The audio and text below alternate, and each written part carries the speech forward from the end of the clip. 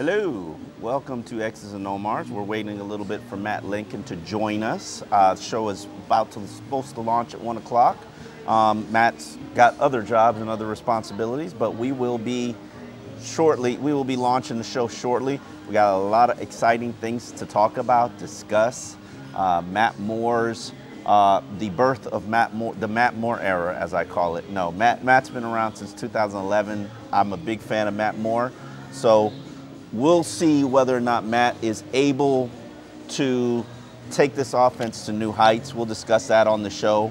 We'll also discuss the release of Byron Maxwell, who was released today to make room for David Fales.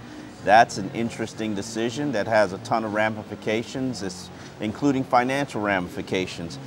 I will say this, the Dolphins have done a generally good job of managing the books and managing the money. That has not been the case so far this year. I said from the beginning, the Byron Maxwell trade was a bad decision and a bad trade, and lo and behold, it's still a bad trade. But we'll discuss that a little bit on the show. If you want to get in with questions and comments, as you can see, we're live from Gulfstream.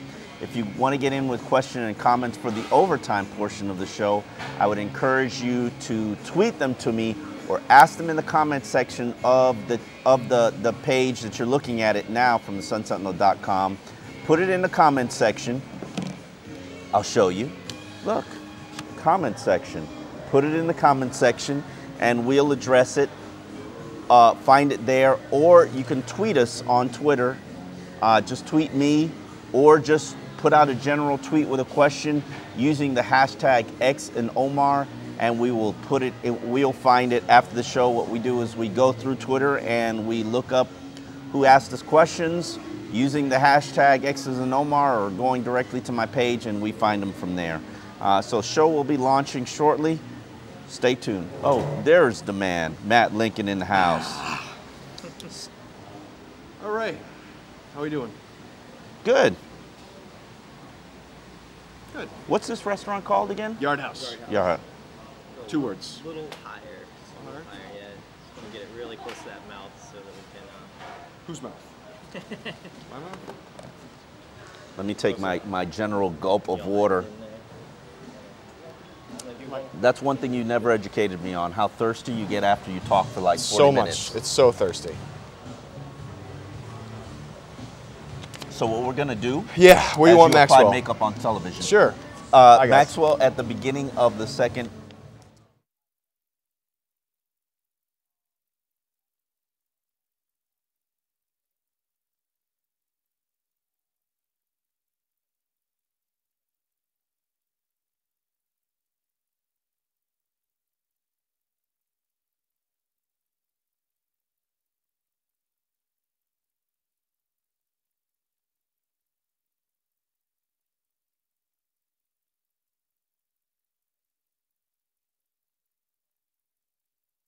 Do you need me to move a little bit? I think we're good, but I'm going to wait I'm till gonna move Matt in gets just a little seated bit. up here. Okay. Yeah, and there we go.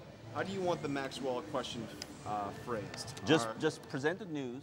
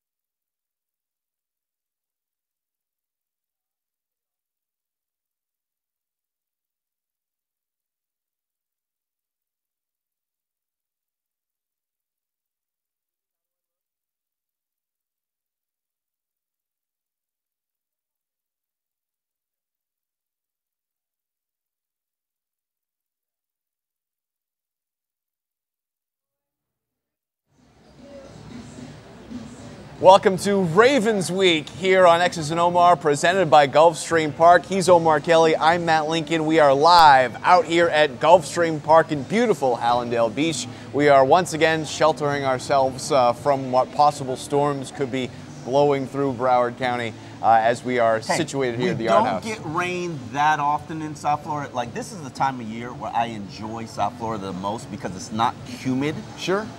And sometimes we get rain, but it's better than snow. I don't know. I drove through like 5 different rainstorms coming from Palm Beach County down here to Hallandale Beach. But right now it is gorgeous here. We're at the Yard House, but there's all other sorts of places where you can sit and eat here for lunch. 3 Forks. We got a pizza place right down here. All sorts of great places to eat here at Gulfstream Park. But you're watching so we can talk about your 4-2 Miami Dolphins. Just a half game out of first place. Who would have thought the AFC East is the best division in all of football? Incredible. The AFC East is the only division that has 3 winning teams, the Miami Dolphins being one of them. The New England Patriots, they probably haven't been this vulnerable since 2008. Oh, looked pretty good on Sunday night. It looked pretty good on Sunday night against a very good team, but you know what? The Dolphins beat that team. That's true. And it was a fog, a ridiculous fog that Falcons fans claimed that the Patriots just somehow brought into Foxborough. But this Dolphins team is positioning itself to win the playoffs. We talked about it the last 2 episodes. I viewed this stretch of games, this particular stretch of games, before you play the New England Patriots, it started with the Falcons, as the most important stretch for the entire season. You had to beat the Jets in order to keep these playoff dreams alive, and the Dolphins have done so. Now, can they win a couple of the next 3? By the way, last time that 3 teams finished above 500 in the AFC East, when was that? I have no idea. It was 08. Oh, wait. What else happened in 08? Oh, the Dolphins made the playoffs. The Dolphins won the division. So, come on. Hey, just saying. They did, technically. So, Tom Brady wasn't healthy. it's true. How do you describe this game? A 31-28 victory over the Jets. At one point, this game felt like it was a turning point in the wrong direction for where the Dolphins were going.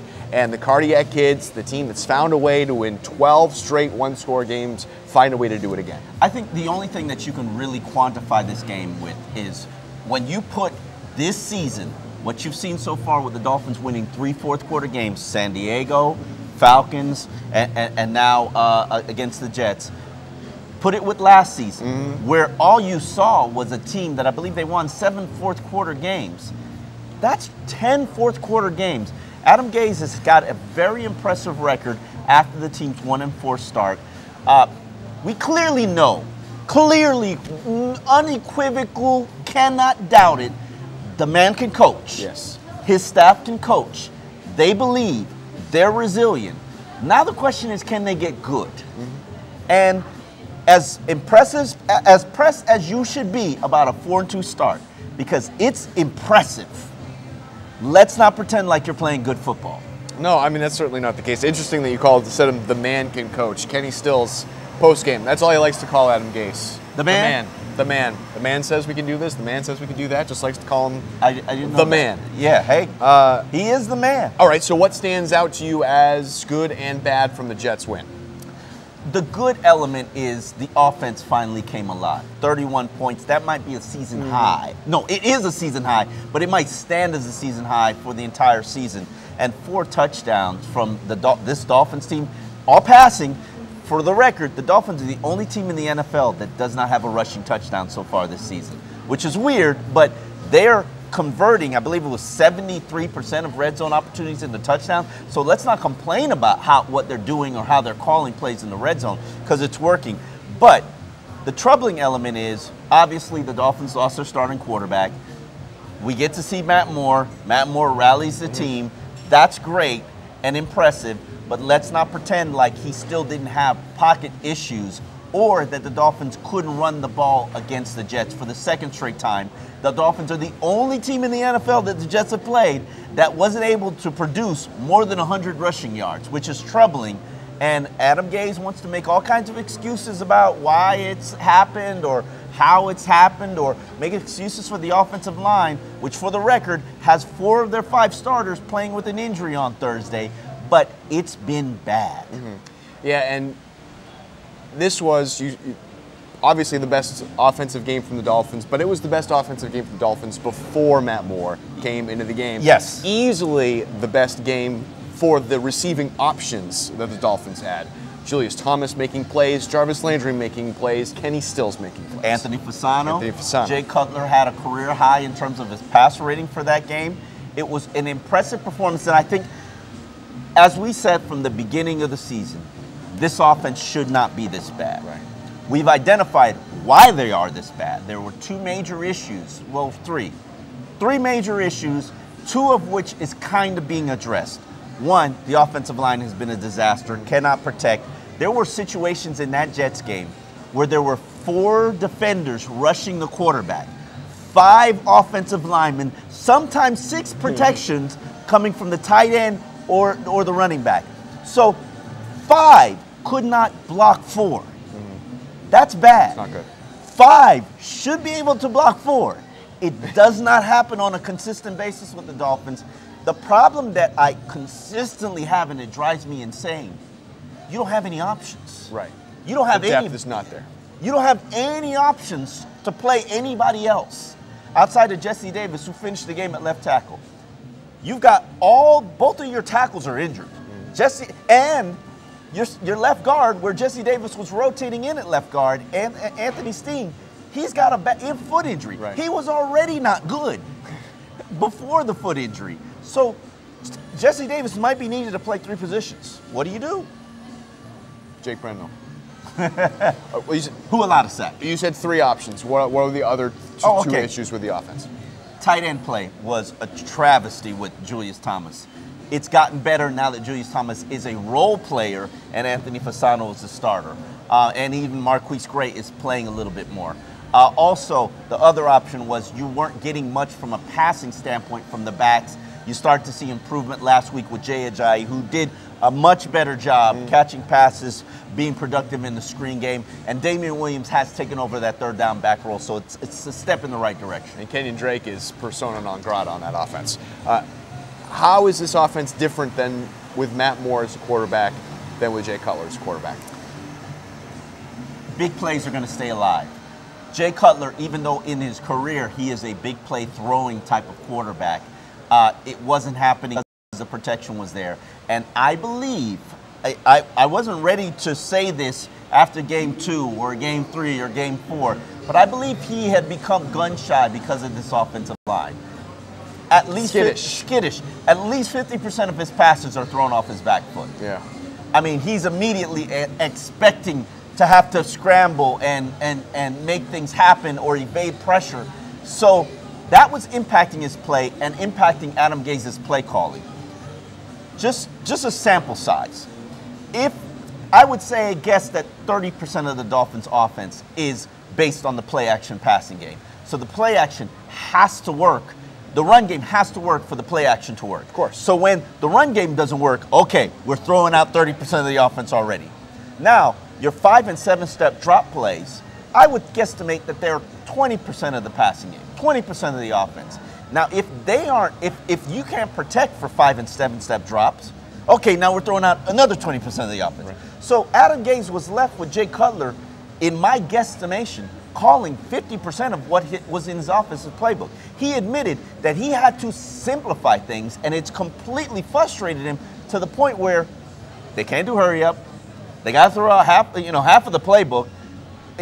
We're doing very basic things, so it's easy for a defensive coordinator to call plays on us, and it's just a matter of we got to execute better than everybody else. Okay, well, that doesn't give you much of a chance. What happens with Matt Moore is, everybody knows Matt Moore. Matt Moore's California cool. Matt Moore is a gunslinger. I call him the knockoff Brett Favre. He's like the Chinatown version of Brett Favre. That's not just a name that we use for him. Yes. There are players in post-game Sunday that use the word gunslinger towards him. That's not just something that we put on. No question. He has a well-established reputation. If Matt's in the game, Matt's throwing big, baby. Yeah. That's just who he is and how he plays from when he was at Oregon State. That's his nature. And we saw the good and the bad. We saw the good and the bad. We always talk about this. You're going to get, in my opinion, I haven't done the average, but you're going to get 24 points with Matt. You're also probably going to get 2 turnovers. Yeah. But you're going to get, he's going to give it back to you. And I think the defense would like to play with a team that could give them a 21-point lead. Because the Jets were the first team this season that scored more than 20 points against the Dolphins. All right, let's take our first question. It comes from R. Marin. Do you think Matt Moore opens up the field for Jay Ajayi a bit more, or will defenses stack the box and dare him to throw it? Absolutely. I think the person who is probably celebrating the most about Matt Moore becoming the starting quarterback, or not celebrating, but excited about it, is Jay Ajayi, because right now, Dolphins are costing them money. Yeah. The offensive line is costing them money. I heard a statistic, I don't know if it's accurate or not, but only 2 of his yards from last week's 53-yard rushing performance didn't come after the contact. Yeah. I mean, he's constantly hit. He's constantly hitting the backfield. He constantly doesn't have running lanes to work from. And that's a major issue for Jay Ajayi. But what Matt Moore's presence will do is it will keep defensive honest. You know, if Matt Moore has one-on-one on the outside with a cornerback, he's shucking it. Right. So you're going to keep both of your safeties back, which means there'll only be 7 men in the box, which benefits Jay Ajayi. Where he has his problems is when 8 men come in the box and the Dolphins struggle to block it. So Jay Ajayi's got to be excited about Matt Moore. I bet you Kenny Stills does too, because I think he's going to be a lot more active now with Matt Moore. We certainly saw it in the 4th quarter. Definitely. Next question comes from Vince Fan in Connecticut. Did you notice the lack of drops when Matt Moore came in? Do you think Moore throws a more catchable ball than Cutler? I think I can't say that because I haven't seen a quarterback have a better arm than Jay Cutler. Now, that's all practice and exhibition season. Hasn't really translated to the regular season games just because he's throwing off his back foot half the time. But I will say this. Matt does throw a catchable ball. It's a floater. He floats it out there. It's not like a cannon. And, you know, he gives his receivers a chance to make one-on-one plays. And that any playmaker will tell you. We just want a quarterback that gives us a chance. They're not picky about it. And Matt throws some questionable balls, which is why coaches have always had an issue with him. Like, Matt doesn't do what he's supposed to do all the time. He sees a one-on-one coverage, he's going to take it. Like, Brandon Marshall's a huge fan of Matt Moore because he helped him get to the Pro Bowl because they had a one-on-one signal thing. If they saw something that they liked, they changed the route and changed the coverage, and Matt threw it to Brandon Marshall. And he will do the same. That's why coaches get a little bit uncomfortable because Matt wants to do things his way. Well, I said it before, I'll say it again. The receivers were playing better in that game before Matt Moore came in. The completion percentage, even for when Cutler was in, was much higher even than when Moore was in on Sunday. So they came to play on Sunday no matter who the quarterback was. Next question, let's talk some defense from Sean. Has Matt Burke exceeded your expectations as the defensive coordinator? I think he has to have, right? I mean, this is a very good defense. Yeah, I mean, Vance Joseph did an amazing job with less talent last year. That wasn't a doubt because the man became a head coach and he didn't have much to work with. They gave up a lot of yards, but at the end of games, they shut him down. And they created turnovers. Well, you're playing better. You're statistically better. And now at the end of games, this is the 2nd straight game that the Dolphins have sealed the game with a turnover. Rashad Jones did it against the Falcons. Now Bobby McCain gets his 2nd interception of his career and seals a victory basically against the Jets. I would like to see the secondary improve. Right now, 71% of passes are being completed against the Dolphins, too high. Right now, opposing quarterbacks have 102.9 passer rating. And you know, we're talking about Josh McCown and Matt Castle. Let's not act like you're always consistently playing Matt Ryan. I need to see that improve. They only have 2 interceptions. I need to see that improve.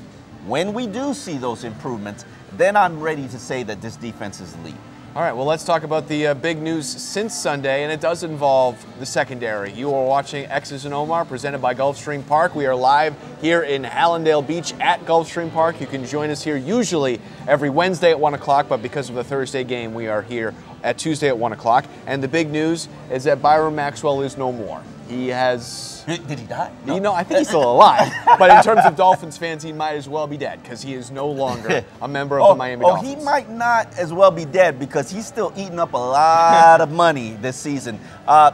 You know, Byron Maxwell, he was slated to make $8.5 million this year.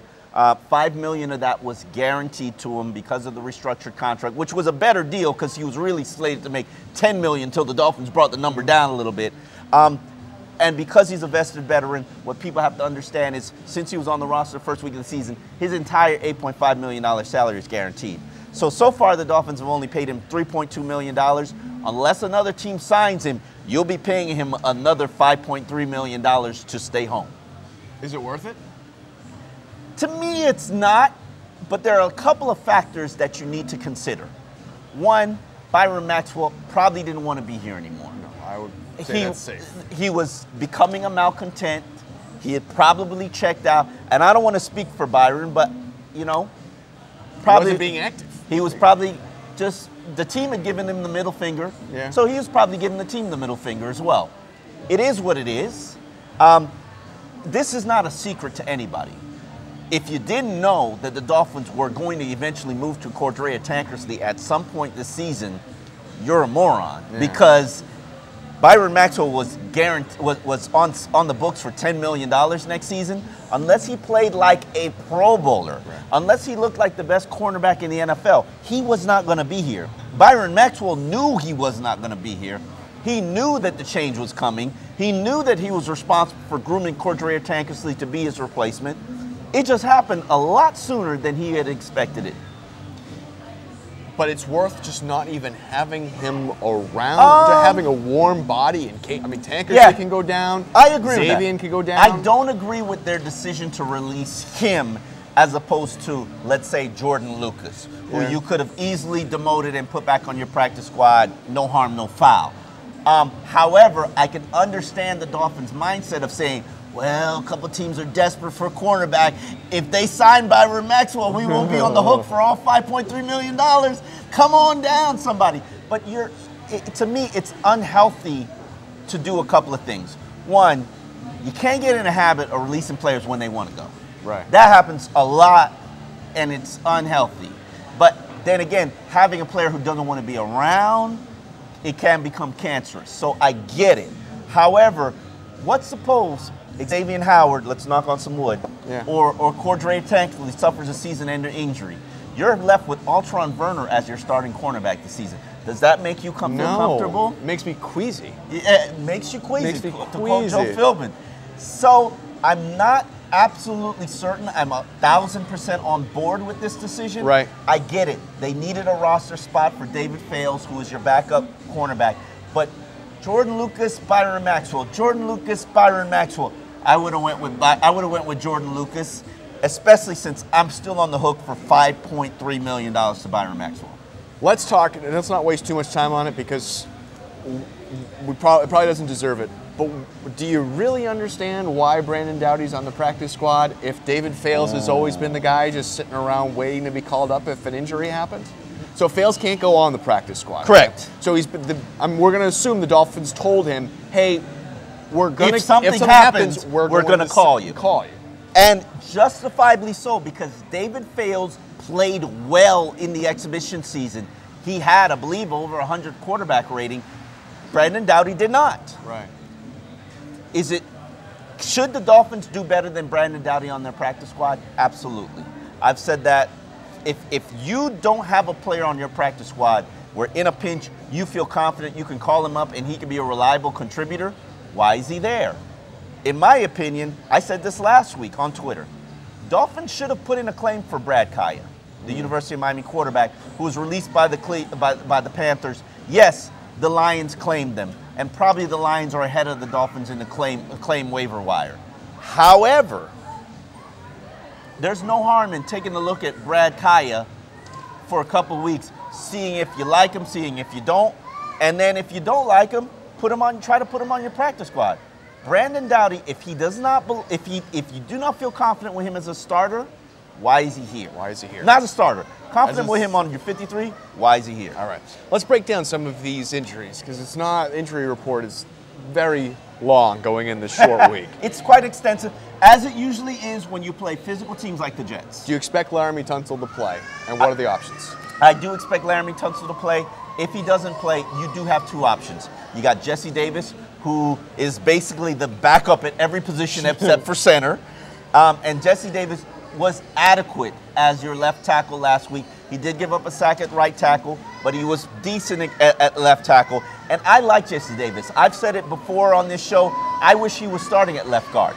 But let's put that to the side. You also have Sam Young, who has been adequate as a fill-in left tackle or right tackle in his NFL career. He's better as a right tackle, but he can kind of get the job done at left tackle. And I like Sam Young. I've seen him own guys like Olivier Vernon back when he was a member of the Jaguars, and we all know Olivier can play. In a spot situation, you can get through with Sam Young. Anthony Steen, maybe arguably, hasn't been either decent or adequate, but he was in a walking boot yesterday. Is it a big deal if he doesn't play just because they need the bodies at this point? Anthony Steen is your weakest starter on the entire team. Let's put that over there. Okay. Now, add on top of that, your weakest starter has an injury that's going to limit his movement, and he's really at his best when he's pulling and not responsible for anybody. So, am I going to feel confident and comfortable with my weakest starter playing with an injury that limits his movement on a bad offensive line? How about you? No. No. Maybe playing next to a backup.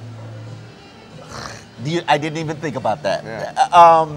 Yeah. Wow. Against Terrell Suggs. Let's put against Terrell Suggs. We got a big pile of things that we put over there. You just put a big pile of poo together. Okay. Worst unit, worst player, playing probably one of a Hall of Famer in Terrell Suggs. Makes you real nervous. What I would do, if it were me, I'm all on board with Jesse Steen starting. Jesse Davis. Yeah. I want to see it.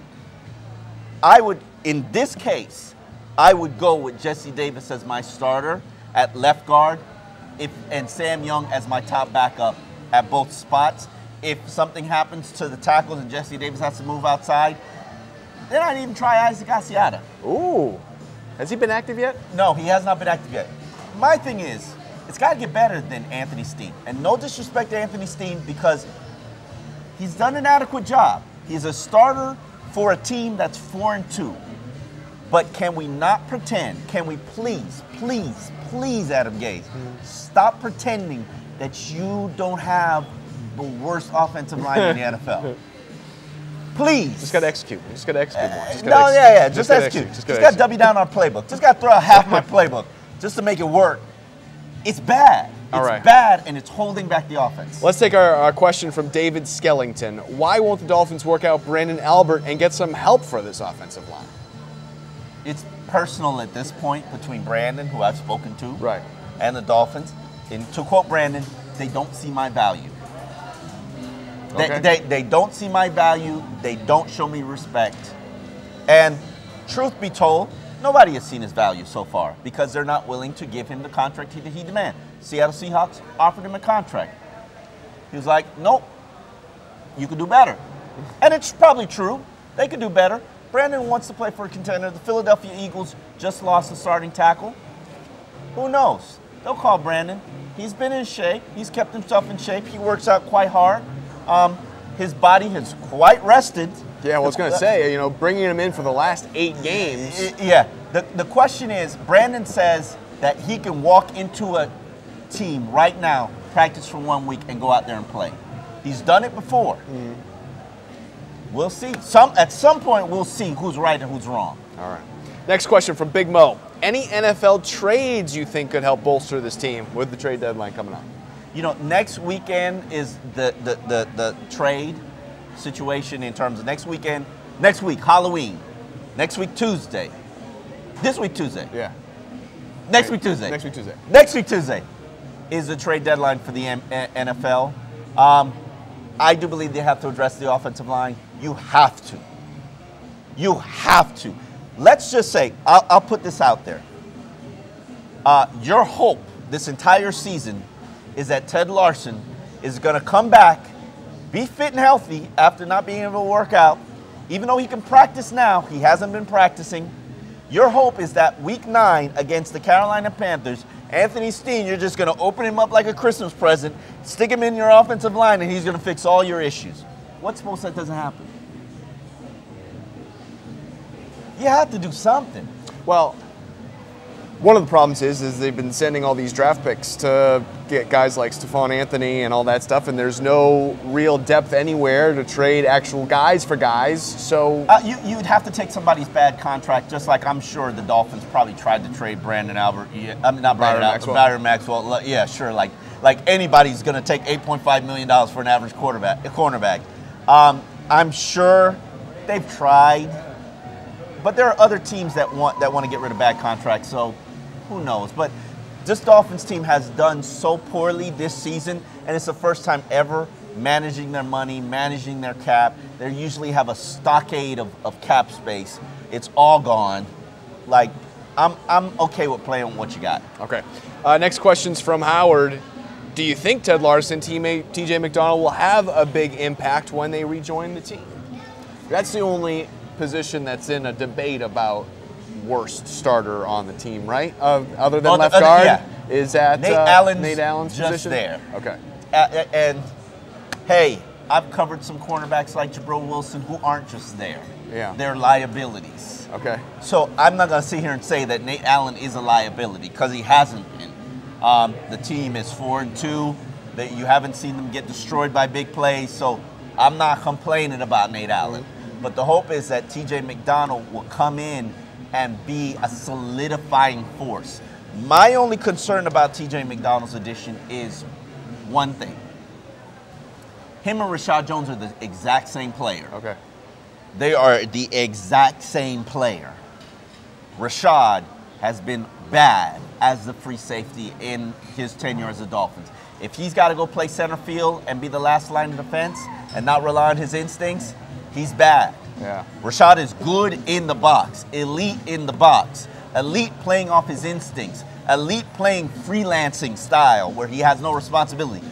Bad when he's back there like, oh, last line of defense, nobody can get behind me.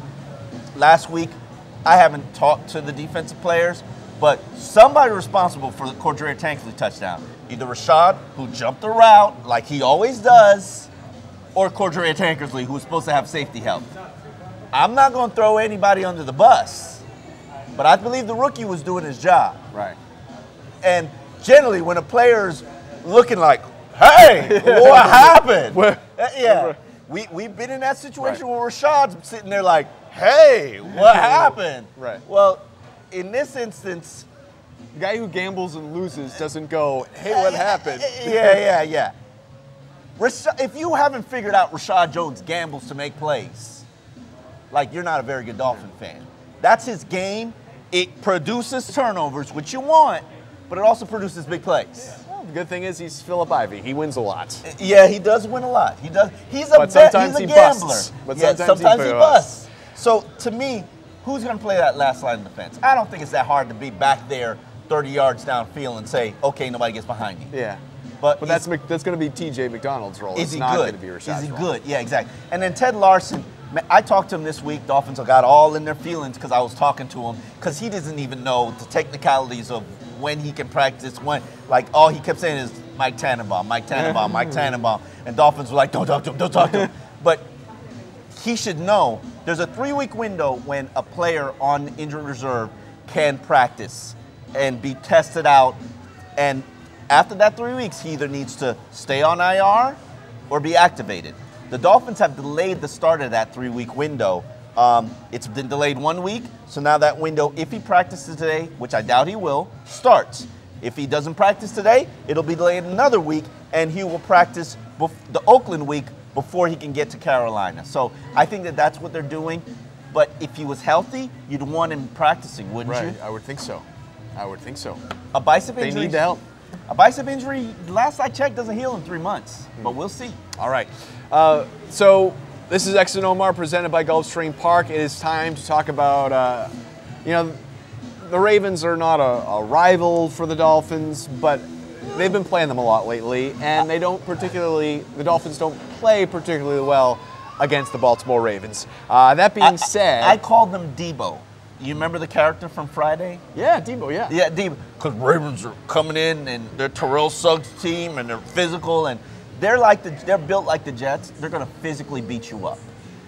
That being said, this feels like a bad Ravens team. They are 3-4, but they're running the ball well, ranked 31st in yards per game because Joe Flacco's been flat out terrible. That is true. Here's the issue with Joe Flacco, who has a 70 passer rating, which everybody who follows me on Twitter or knows me, they know I got a couple quarterbacks in the league that are my guys, guys that I ride with the man crush list on. Joe Flacco, Colin Kaepernick, which we all know is not in the NFL, Kirk Cousins. Those are my quarterbacks because I believe in them, and I believed in them before they even started playing in the NFL. Joe Flacco's having his worst year in the NFL, partly because he was sidelined with that back injury that really kept him out of the whole preseason, and he has not looked very good. No, he's not.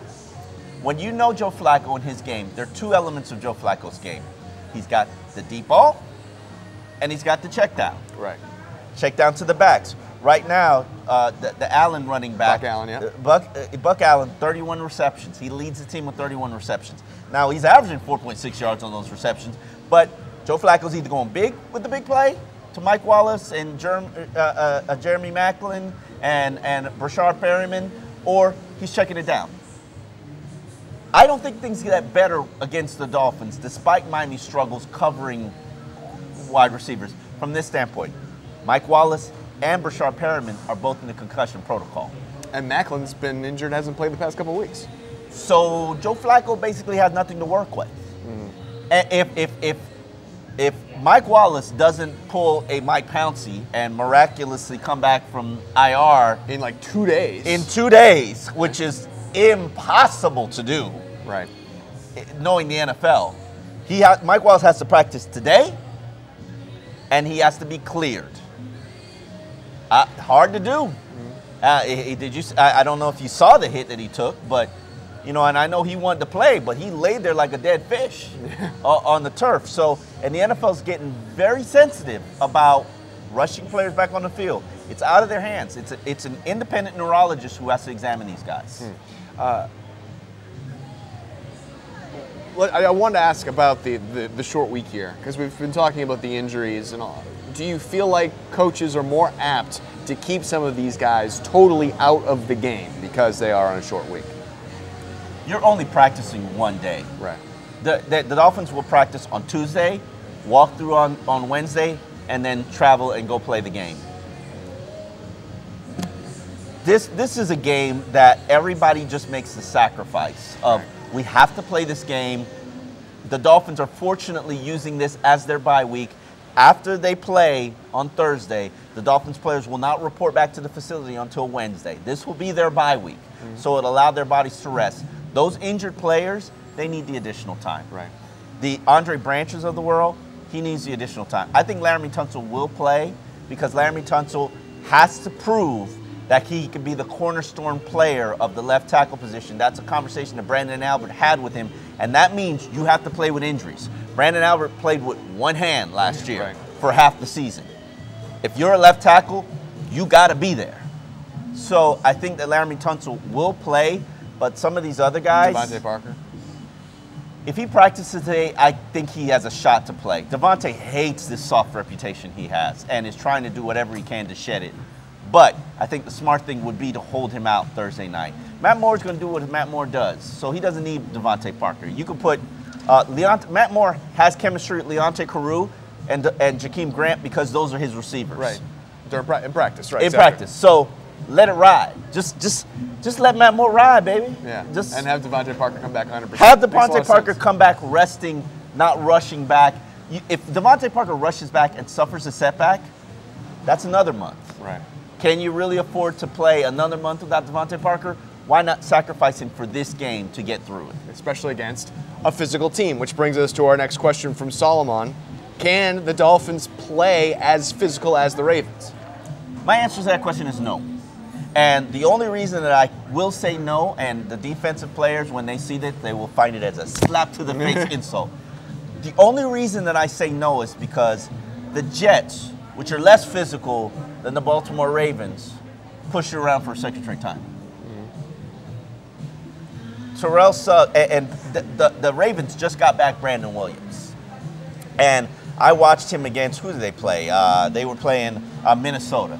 And yeah, he was facing Danny Isadora, a rookie from the University of Miami, but he pushed that kid around. And it was, you know, Brandon Williams looked to me like Ndamukong Suh. He got a lot of money in free agency. I like him as a player. The question to me is, can Miami Dolphins offensive line match the physicality of the Ravens defensive line and their secondary? They've got 12 interceptions on the season. They produce turnovers, and they're some hitters. They are headhunters. Eric Weddle is a headhunting safety. So you're not going over the middle of the field without consequences. So will the Dolphins match that physicality? No, but I think that they can play smarter than the Ravens. Again, outlining why Devontae Parker shouldn't play and why the offensive line injuries are such a problem. Yeah. Next question from James. How is TJ McDonald's return going to help the secondary? Is Nate Allen scares the crap out of me? I agree. TJ McDonald? Okay, Nate Allen does not scare me. I think Michael Thomas would play better than him, but that's just my personal opinion. But when you do that, you weaken Michael Thomas's role on special teams, and it comes with all kinds of consequences. Like, special teams isn't even playing that great right now. The last thing you want to do is weaken it. But I think TJ McDonald, you gave him that multi-year contract because you saw something in him. I'm curious to see what that is, especially playing with Rashad Jones, because I didn't really see anything amazing during the exhibition season, but or practices, which I watched every single one of. He is a physical, hard-hitting, head-hunting safety. Now, can that translate as a free safety? I'm curious. I want to know. We'll see. Sure. All right, next question from Roderick. With Matt Moore's gunslinger approach, do you see defenses play the Dolphins differently? Absolutely. No question about it. I think you're going to be very, if you put there's something called, to technically speak, single safety high. And teams have been playing the Dolphins like that all season, where you have a safety in the middle of the field, both cornerbacks are pressing, and you don't know where the safety is going to go to help. He could go to one side to help, he could go to the other side to help. You can run 9 routes on both, and Matt Moore will love that. And the safety has to pick. Right. And then you throw to the other guy. And you throw to the other guy. That benefits Matt Moore's game.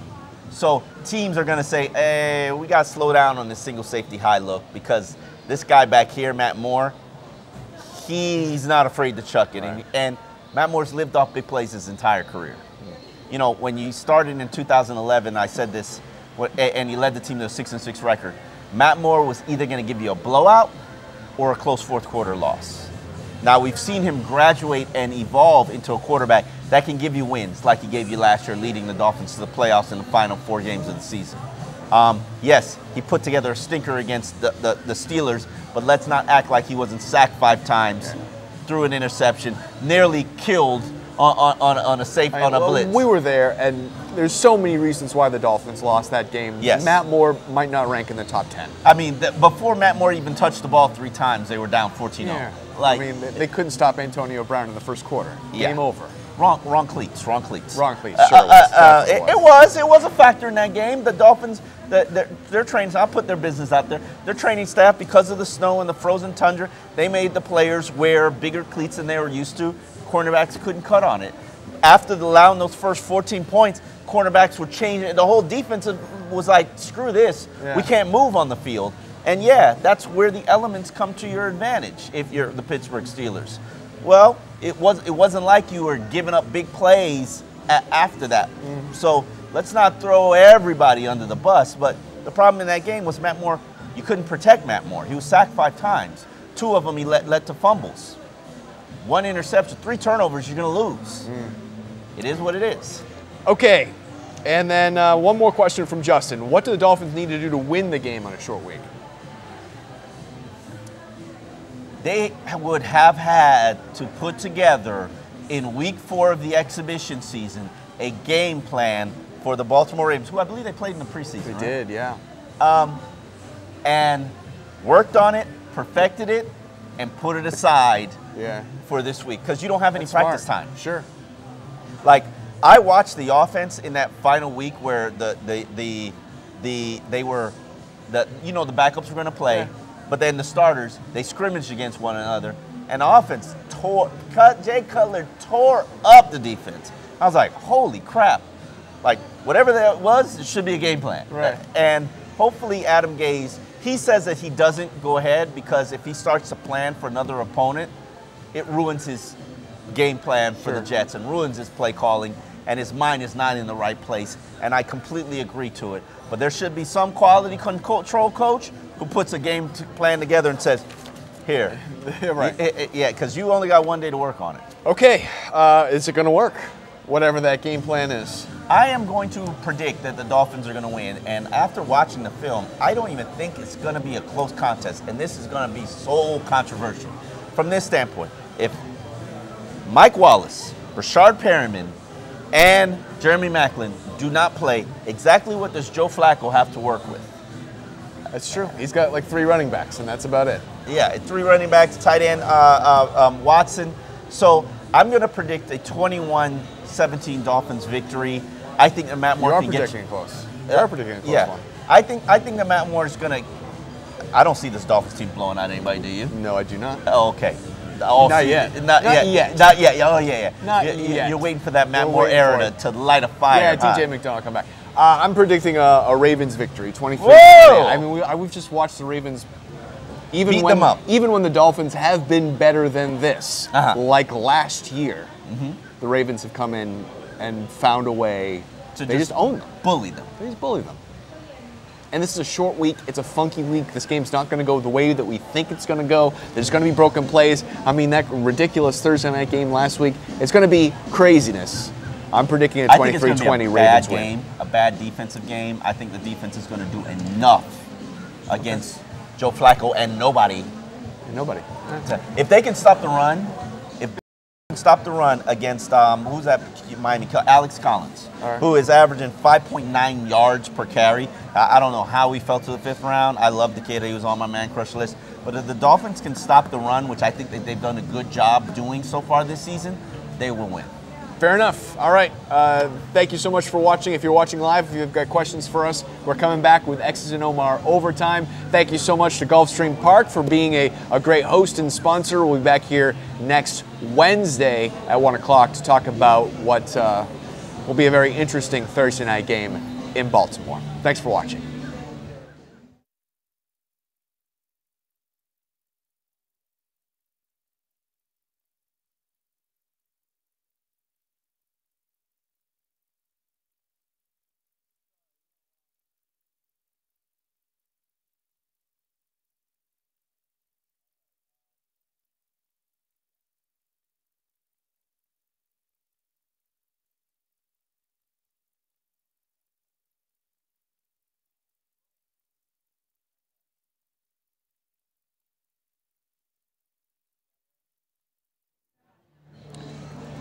All right, welcome to X's and Omar Overtime. It's time to take some of your questions that you have sent us. We had a lot to talk about during that show. Yeah, definitely. I feel like we kind of nailed it all. So how could anyone have any questions?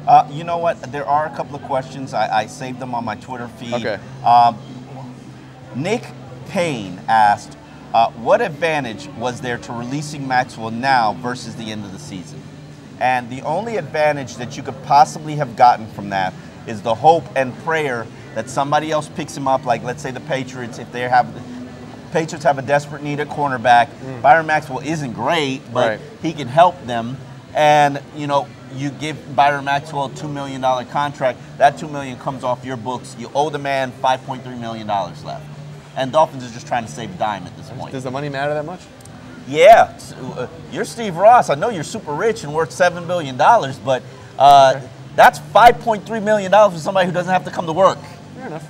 $5.3 million. That's not like away money. I mean, like, how many new flower beds? I would love to be paid $5 million to sit at home. Like $5.3 million to Stephen Ross is like $1.25 to us. I will say this, and this is one of my favorite and most enjoyable Steve Ross stories. Okay.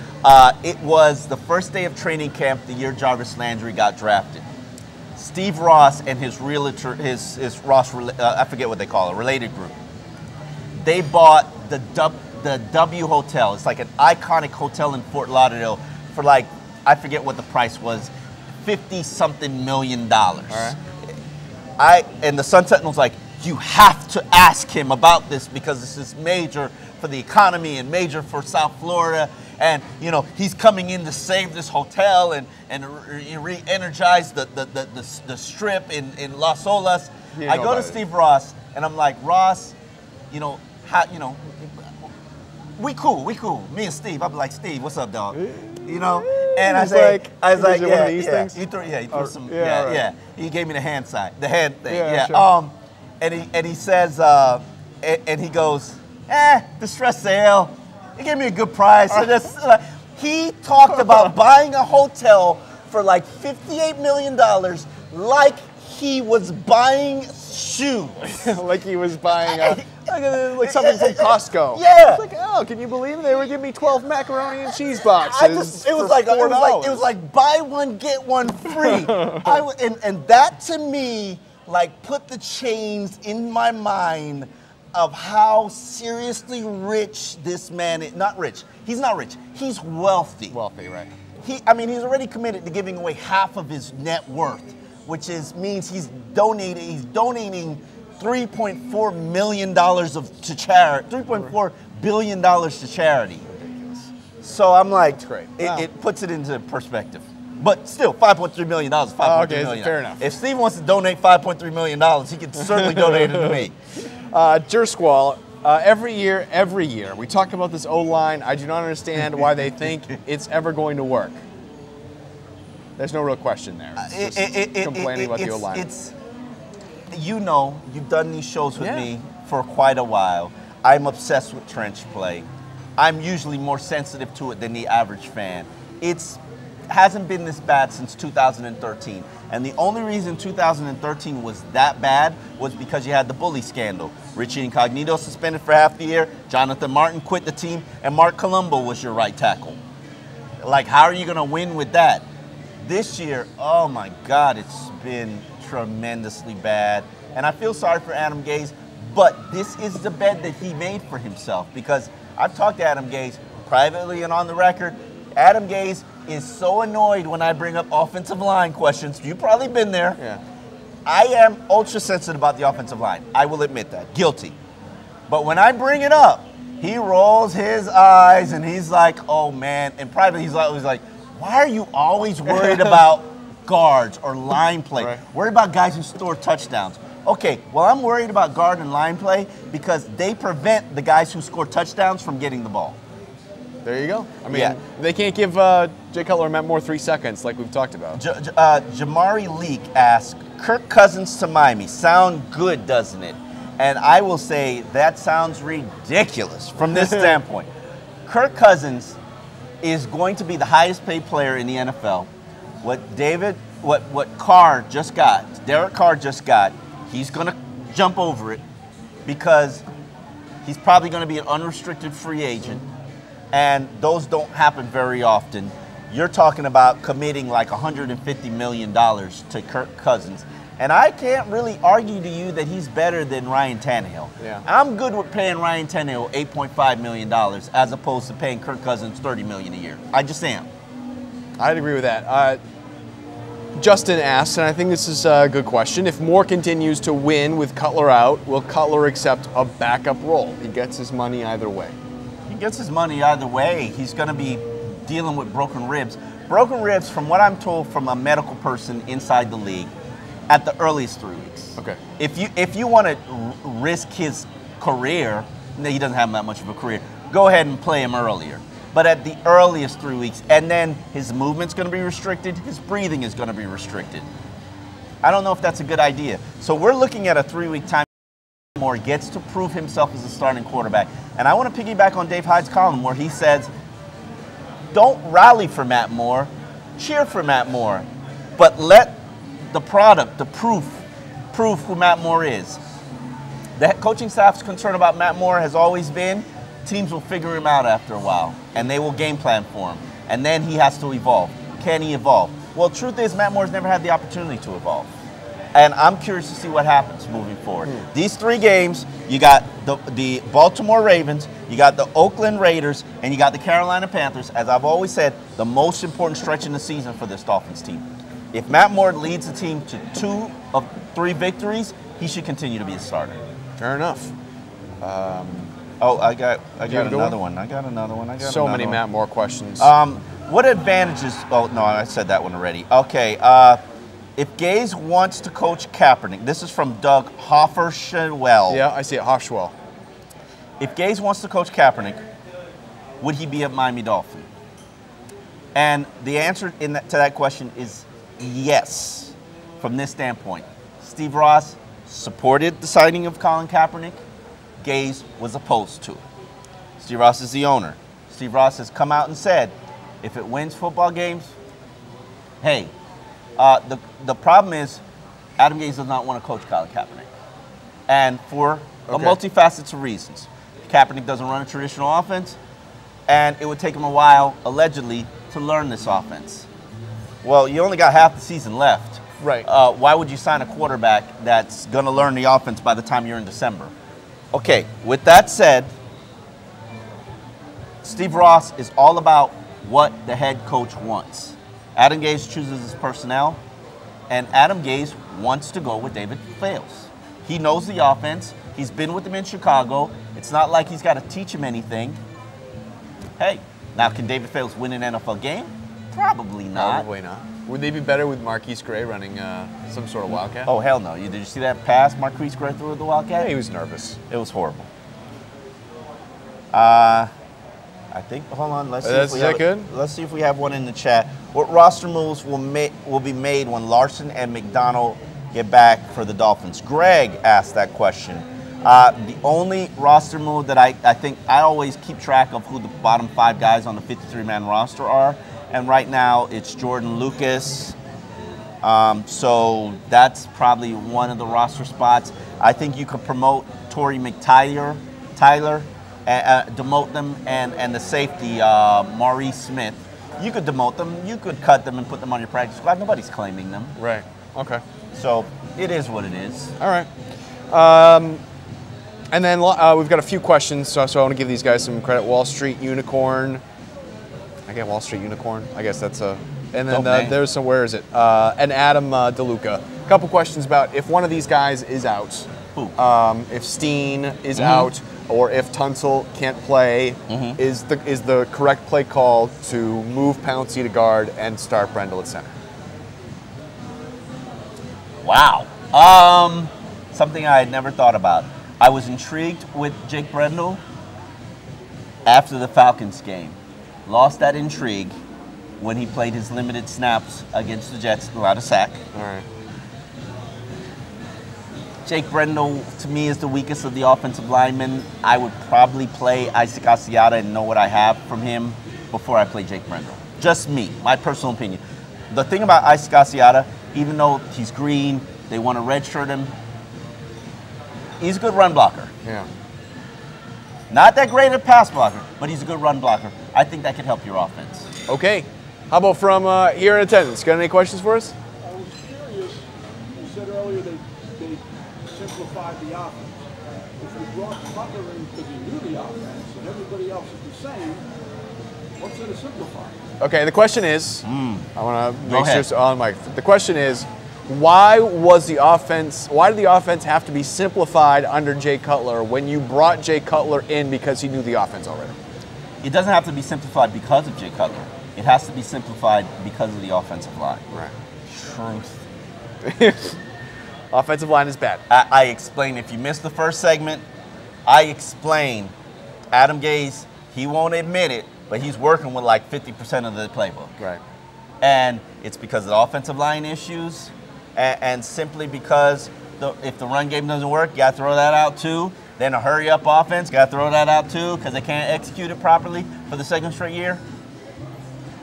That's why you have the 31st worst offense in the NFL. All right. And there it is. Yeah, sure. We have another question. Second question. The defensive line being the only area of depth, so to speak. Somewhat fair. Move Jordan Phillips or somebody like that for an offensive lineman to trade. Whoa, that's a good question. Can Jordan Phillips play offensive line? I think he can. There was yes. I wouldn't do that, but Vincent Taylor, I think, started his career as an offensive lineman. Okay. I'm not 100% sure. I'm sure they're, hell, it might be Ray Malabulu. Ray Malaluga. Yeah, that's a good question. I would say, Yeah. I would say that one of the comebacks on Phillips there is that we've talked about how Phillips can't play strong every single play, and that sometimes he takes plays off. Yeah. If he's going to take a play off as an offensive lineman, then that is going to be disastrous. You know what? He might actually be better in the NFL as an offensive lineman. I'm just being honest with you, because the athleticism is there. But he's chosen his path. And the question was, does Jordan Phillips have trade value? And yeah, if there was one player that they could trade, it probably would be Jordan Phillips. But I don't see that happening. All right. Thank you so much for watching. We'll be back next week.